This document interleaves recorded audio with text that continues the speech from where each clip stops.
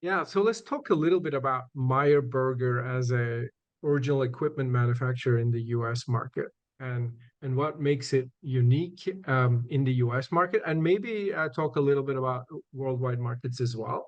But yeah, let's dive into your Yeah, so I think one thing I failed to mention in the answer to the previous question is, where are we kind of out of, right? And that leads us to the question you're actually asking now.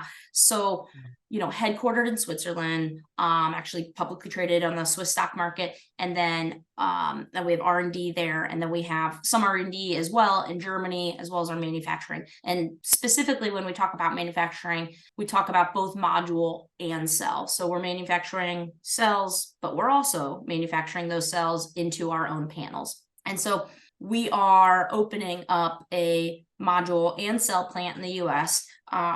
We made the module announcement about a year and a half ago or so, maybe a little bit longer, and the cell plant this past summer. And I think a lot of people are like, oh, is the IRA driving that, right?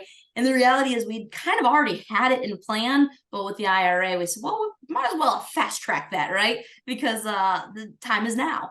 And so we are bringing module manufacturing to Arizona. We're well on the way now. It's in Goodyear, which is just west of Phoenix. And we've got this existing facility that we've retrofitted.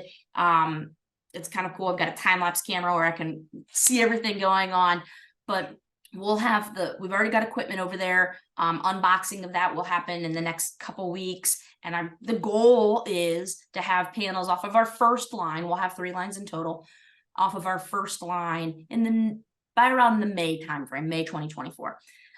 Meanwhile, we're also retrofitting an old Intel semiconductor plant in Colorado Springs, Colorado, where we will make our own cells, right? So these cells will go into our panels. So we'll go from Colorado over to Arizona. And really, when I said we talked about,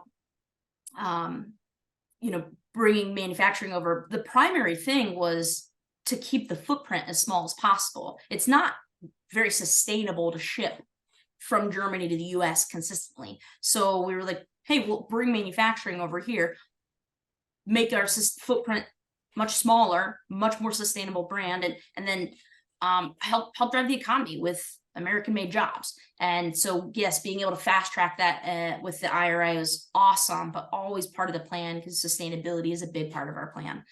I'd say, we've got these 2 panels that sort of overlap in our logo. And we say, the one stands for strength and the other one stands for sustainability.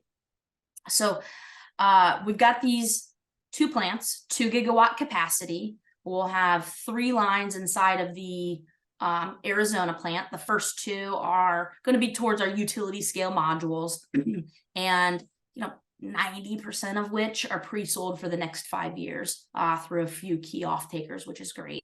And then the 3rd line will be dedicated primarily to our residential audience, where we'll debut a new panel to the market.